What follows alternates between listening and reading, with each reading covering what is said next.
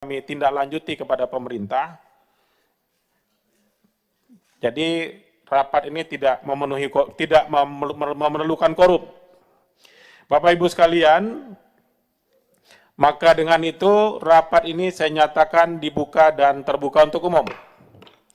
Perlu saya sampaikan sebelum kita memulai rapat, ada beberapa ketentuan yang harus kita pahami bersama di forum yang berbahagia ini. Pertama, ketua rapat mengatur lalu lintas bicara, mengatur jalannya ketertiban rapat, dan mengatur agenda yang dibicarakan pada saat rapat hari ini. Bapak Ibu sekalian, pimpinan dan seluruh anggota Komisi 5 DPR RI, Bapak Ibu dari Asosiasi Pengemudi Transportasi Online, terima kasih sudah menghadiri undangan kami pada hari ini dalam rangka menjalankan fungsi pengawasan kami terkait penyelenggaraan transportasi berbasis online. Pimpinan dan anggota Komisi 5 DPR RI yang kami hormati, hadirin yang berbahagia, sebagai catatan, kemarin tanggal 20 Mei kita memperingati Hari Kebangkitan Nasional, peringatan atas peristiwa titik awal bagi bangsa Indonesia untuk bangkit dan memiliki jiwa nasionalisme, rasa persatuan dan kesatuan yang tinggi. Salah satu founding father Indonesia, Bung Karno, pernah menyampaikan sebuah kalimat terkenal dan fenomenal. Jas merah, jangan sekali-sekali melupakan sejarah. Sejarah tanggal 20 Mei itu, yang tokoh utamanya adalah ada Bung Tomo, sejak 117 tahun yang lalu, mengajarkan kita untuk berani menatap ke depan, menghadapi tantangan dan permasalahan bangsa, tidak hanya sekedar mengenang sebuah peristiwa sejarah berdirinya fundamen kesadaran kebangkitan nasional, namun juga mengenang spirit perjuangan anak-anak bangsa dalam membangun keyakinan bahwa kemajuan dan kemandirian bangsa hanyalah mungkin dicapai bila kita bangkit berdiri di atas kekuatan kita sendiri. Kebangkitan adalah sebuah ikhtiar agar pembangunan yang akan megah tetap berpijak dan bertopang kokoh pada kepentingan rakyat. Hari ini, Rabu tanggal 21 Mei 2025, kita kembali memperingati salah satu hari bersejarah di perjalanan bangsa kita. Hari peringatan reformasi nasional. Semangat perubahan yang muncul dan aksi mahasiswa dan masyarakat luas saat itu tetap menjadi sumber motivasi kita hingga hari ini dalam melindungi prinsip-prinsip demokrasi dan keadilan sosial. Pimpinan anggota Komisi 5 DPR RI, Bapak Ibu dari Asosiasi Pengemudi Online yang kami hormati dan kami cintai, kami banggakan. Kemarin tanggal 20 Mei 2025 terjadi aksi bersama secara besar-besaran dari elemen-elemen pengemudi alat transportasi berbasis aplikasi atau umum, disebut aksi driver transportasi online dengan butir-butir tuntutan antara lain. Ini yang kami terima. Yang pertama, tuntutan untuk memberikan sanksi tegas kepada aplikator yang melanggar peraturan Menteri Perhubungan, Permen Hub nomor 12 tahun 2019 dan keputusan Menteri Perhubungan KP nomor 1001 tahun 2022.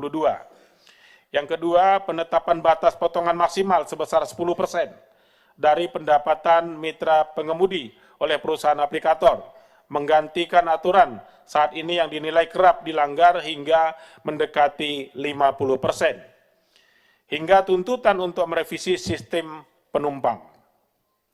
Sebuah kajian atas hasil survei yang kami monitor pernah dirilis oleh Badan Kebijakan Transportasi Kementerian Perhubungan di wilayah Jakarta, Bogor, Depok, Tangerang, dan Bekasi menyebutkan bahwa dari 2.655 responden masyarakat pengguna ojek online dan 2.016 responden mitra ojek online, terdapat sebagian besar masyarakat menggunakan jasa ojek online dari rumah sebesar 70,62% dan ke tempat kerja sebesar 29,57%. Jarak tempuh terjauh 4-8 km adalah sebesar 41,24% dan dengan maksud menggunakan untuk bekerja atau berbisnis sebesar 57,74%. Survei tersebut juga menemukan bahwa dari sisi pengeluaran penggunaan, kebanyakan menghabiskan 10.000 hingga 25.000, itu sebesar 51,41%, untuk pemesanan ojek online dan kurang dari Rp25.000 sebesar 41,47% untuk transportasi lainnya. Sedangkan hasil survei terkait status pekerjaan driver menyatakan bahwa status sebagai pekerja utama 54% dan sebagai pekerja sampingan 46%. Dari sisi pendapatan yang diperoleh pengemudi per harinya ditemukan hampir sama dengan biaya operasionalnya. Terbanyak rata-rata pendapatan per hari 50.000 sampai 100.000, 50,10%, dan biaya operasional per hari terbanyak kisaran 50.000 sampai 100.000, 44,10%. Pengemudi mengaku jarang mendapatkan bonus dari aplikator sebesar 52,08%, dan sebagian besar 37,40% menyatakan tidak pernah mendapatkan bonus dari aplikator, bahkan 75,79% menyatakan jarang mendapatkan tip dari penumpang. Hingga hari ini, tanggal 21 Mei 2025, dari sejumlah aspirasi yang dihimpun Komisi 5 DPR RI, driver transportasi online masih mengeluhkan ketidakadilan yang terjadi dan memicu gelombang demonstrasi dari waktu ke waktu. Sejumlah pengamat mengutarakan bahwa demonstrasi yang terjadi hampir setiap tahun mencerminkan masih terdapat ketimpangan realisasi antara mitra pengemudi dan perusahaan aplikator. Sebagai gambaran, aksi demonstrasi besar ditandai sejak 3 Oktober 2017 dengan tuntutan terkait kenaikan tarif, transportasi sistem transportasi sistem insentif, dan evaluasi sistem suspend. Kemudian ada juga demo tanggal 23 April 2018 terkait penetapan tarif batas bawah. Regulasi pemerintah yang adil dan jaminan perlindungan hukum bagi mitra pengemudi. Aksi besar berikutnya tanggal 15 Maret 2019 dengan tuntutan terkait kenaikan tarif dan kejelasan hukum kemitraan ojol. Seterusnya ada aksi demonstrasi besar juga pada tanggal 6 Oktober 2020 dengan tuntutan menolak pemotongan komisi hingga 20% dan meminta perlindungan hukum lebih jelas dalam Undang-Undang Cipta Kerja. Demonstrasi berikutnya terdata tanggal 4 Februari 2022 yang menolak adanya sistem insentif baru serta meminta transportasi pembagian algoritma order. Kemudian 6 Juli 2022 aksi dilakukan sebagai bentuk penolakan atas kebijakan tarif baru yang ditetapkan oleh pemerintah. Ada juga terjadi aksi tanggal 7 Maret 2023 yang memprotes sistem poin serta pemotongan saldo tanpa kejelasan. Hal ini berlanjut lagi pada 10 Januari 2024 dengan tuntutan kenaikan tarif minimum dan penolakan sistem prioritas order yang dinilai tidak adil. Aksi besar kemarin pada tanggal 20 Mei 2025 menurut prediksi peneliti Institute for Demographic and Preventive Studies atau IDES tidak disertai aksi offbid massal para mitra ojol hari itu. Maka potensi nilai transaksi yang terdampak mencapai sekitar 187,95 miliar dari total gross transaction value atau GTV sepanjang 2024 yang diperkirakan mencapai 135 triliun. Besarnya angka itu menggambarkan pentingnya peran para mitra ojol dalam kegiatan ekonomi sehari-hari, khususnya di daerah urban Jakarta dan sekitarnya. Pimpinan dan anggota Komisi 5 DPR RI, hadirin yang berbahagia, Bapak Ibu dari Asosiasi Pengemudi Aplikator Online. Di lain pihak, pemerintah telah menerbitkan beberapa regulasi untuk mengatur kepentingan yang berimbang antara perusahaan aplikator, driver, dan masyarakat pengguna transportasi online. Dari sisi penelusuran, aturan dari pemerintah terdapat PM 108 tahun 2017 tentang angkutan sewa online.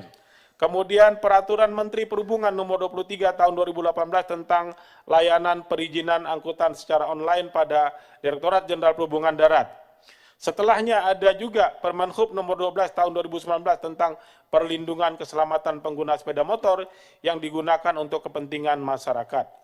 Ada juga keputusan Menteri Perhubungan nomor 564 tahun 2022 yang diubah menjadi Kepmenhub nomor 580 tahun 2022. Dan selanjutnya Kepmenhub nomor 633 tahun 2022 yang kemudian dicabut oleh keputusan Menteri Perhubungan nomor 667 tahun 2022. Kemudian pengaturan tentang jumlah potongan maksimal yang bisa dilakukan perusahaan aplikasi, ojek dan taksi online tersebut diatur dengan Peraturan Menteri Perhubungan nomor KP 101 tahun 2022 tentang pedoman perhitungan biaya jasa penggunaan sepeda motor yang digunakan untuk kepentingan masyarakat dengan aplikasi. Di mana pada diktum 8 disebutkan dalam hal perusahaan aplikasi menerapkan biaya tidak langsung berupa biaya sewa pengguna aplikasi paling tinggi 15% dan atau perusahaan aplikasi dapat menerapkan biaya penunjang berupa biaya dukungan kesejahteraan mitra pengemudi paling tinggi 5%. Masih menuai kontroversi dan dalam implementasinya. Pimpinan dan anggota Komisi 5 DPR hadirin yang kami hormati. Hari ini Rabu 21 Mei 2025, Komisi 5 DPR mengadakan pertemuan terbesar sepanjang sejarah dengan hampir semua wakil asosiasi driver transportasi online yang ada saat ini. Untuk mendengarkan, menyimak, dan menerima tuntutan aspirasi dan masukan dari permasalahan yang dihadapi teman-teman driver angkutan online. Bapak Ibu sekalian, kami tentu menyimak secara seksama Pak Komisi ini ya. Kami sudah berupaya ya untuk mencari titik temu terkait dengan regulasi. Sebelum kami mendengarkan masukan dari teman-teman perlu kami sampaikan ya, kami sudah mendapat perintah dari pimpinan DPR untuk segera memulai pembahasan undang-undang angkutan online. Undang-undang tentang angkutan online ini nanti, karena domainnya bukan hanya di Komisi 5, Bapak Ibu sekalian, kalau kami ini angkutannya Pak, itu ada di Komisi 5, transportasi. Sistem yang dibangun untuk angkutan online itu di Kemendikbud itu di Komisi 1. Kemudian hubungan kerja antara driver dengan aplikator itu ada di Komisi 9, di Kementerian Ketenagakerjaan. Kemudian sistem pembayarannya itu ada di Komisi 11, hubungan dengan OJK. Jadi nanti ada juga Kementerian Hukum dan HAM. Ini perlu kami sampaikan, kalau melihat dari portofolio dari rumah besar penyusun ini nanti, saya berpikir atau saya bahkan mungkin berani menyimpulkan, ini nanti rumusnya pansus Pak. Bukan panja di Komisi 5, tapi pansus Undang-Undang Angkutan Online. Yang terdiri dari unsur Komisi 5 DPR RI, tapi nanti keputusan kita akan tunggu dari pimpinan ya, karena kami tentu kalau sistem yang dibangun oleh aplikator itu tidak ada di Komisi 5 Pak. Kami tidak pernah berhubungan sama Kemendikbud di sini. Kami juga tidak ada hubungan dengan yang sistem pembayaran yang dipakai saat ini untuk teman-teman pengguna ya, itu ada di Komisi 11 hubungannya dengan Otoritas Jasa Keuangan atau OJK. Ada juga pembicaraan terkait hubungan mitra dengan aplikator. Apakah hubungan kerja atau hubungan mitra? Ini karena terkait tenaga kerja itu ada di Komisi 9 saya tegaskan kembali. Jadi ada banyak nanti komisi yang akan dilibat.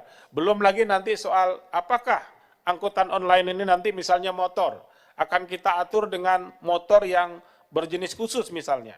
Ini misal saja, berarti nanti akan melibatkan lagi Kementerian Perindustrian. Bapak Ibu sekalian jangan khawatir, seluruh pasal ayat yang akan kita bahas nanti semua akan kita konsultasikan dengan teman-teman sekalian. Supaya isi dari undang-undang ini nanti adalah untuk kepentingan kita semua. Bukan kepentingan salah satu kelompok saja. Jadi nggak usah khawatir, ya kita akan libatkan semua stakeholder terkait dalam pembahasan undang-undang ini nantinya. Barangkali sebagai pengantar, itu dulu dari saya ya, kami hari ini, tugas kami adalah ditugaskan untuk mendengar masukan, saran, pendapat dari Bapak Ibu sekalian, driver online terkait dengan terutama masukan akan muatan nantinya terhadap undang-undang ini. Bapak Ibu sekalian, karena angkutan online ini belum masuk di jajaran prolegnas prioritas, maka kami akan bekerja cepat, Pak, untuk menyiapkan naskahnya dulu. Setelah nanti kami akan konsultasi lebih lanjut dengan pimpinan DPR. Nanti setelah naskah akademiknya selesai, kami akan paparan di Balek, dari Balek dibawa ke paripurna untuk ditetapkan menjadi prolegnas. Baru nanti mulai kita pada tahap pembahasan. Ini perlu saya sampaikan supaya nanti tidak lagi ada yang bertanya-tanya ini prosesnya seperti apa. Tadinya Pak, kita mau tempelkan di lalu lintas dan angkutan jalan, tapi karena ini spesifik, tidak bisa numpang di lalu lintas dan angkutan jalan, Pak. Karena tidak mungkin nanti sistemnya itu kita masukkan di lalu lintas dan angkutan jalan. Ini sementara hasil diskusi kami dengan berbagai pihak, biar ini leg spesialis, lebih baik dia berdiri sendiri, nanti namanya Undang-Undang Angkutan Online. Jadi dia leg spesialis, termasuk mengatur hubungan kerja, dan seterusnya, sistem potongan dan seterusnya. Nanti semua diatur di satu undang-undang ini saja. Saya rasa demikian sebagai pengantar. Selanjutnya, Bapak Ibu sekalian, kalau semua undangan kami ini kami kasih kesempatan untuk bicara, pastilah waktu kita ini tidak muat. Tidak cukup. 66 orang bergiliran bicara. 66 ini ngambil 5 menit saja, sudah berapa jam kita ketemu. Kalau usulannya itu saja, hanya mengulang saja, kan tidak efektif juga. Oleh karenanya, saya mungkin lebih kepada isu. Ya, isu yang dibawa itu kan pertama adalah soal potongan. Ya. Yang kedua soal hubungan kerja misalnya. Yang ketiga adalah tuntutan untuk segera dibuat undang-undang khusus yang mengatur tentang angkutan online. Kami sudah petakan ini, ya. Jadi 3 hal ini hal yang krusial hari ini yang memang belum diatur oleh pemerintah dan juga DPR. Jadi teman-teman sekalian, saya mohon pendapat dulu dari teman-teman Asosiasi Pengemudi Transportasi Online ya. Ini yang dijadikan juru bicaranya siapa? Supaya nanti cukup mewakili. Nanti kalau misalnya juru bicara yang ini ternyata yang disampaikan masih belum sesuai dengan keinginan yang lain boleh menambahkan. Tapi jangan mengulangi apa yang sudah disampaikan tadi oleh temannya. Kalau ngulang cerita itu saja kan nanti Bapak bosan, saya juga bosan kan. Ya, udah diomongin lagi. Nah, untuk ini kan karena belum ada nyampe ke kami nih, pemberitahuan ini, siapa yang akan menjadi juru bicara. Saya beri kesempatan dulu kepada teman-teman, ini yang jadi juru bicara ini dulu siapa untuk menyampaikan 3 hal tadi misalnya. Kalau dia ada di luar 3 hal tadi, nanti kita mengalir saja. Kenapa? Saya ingin rapat ini efektif, tidak bertele-tele, ujungnya jelas, kesimpulannya jelas, dan juga outputnya nanti jelas.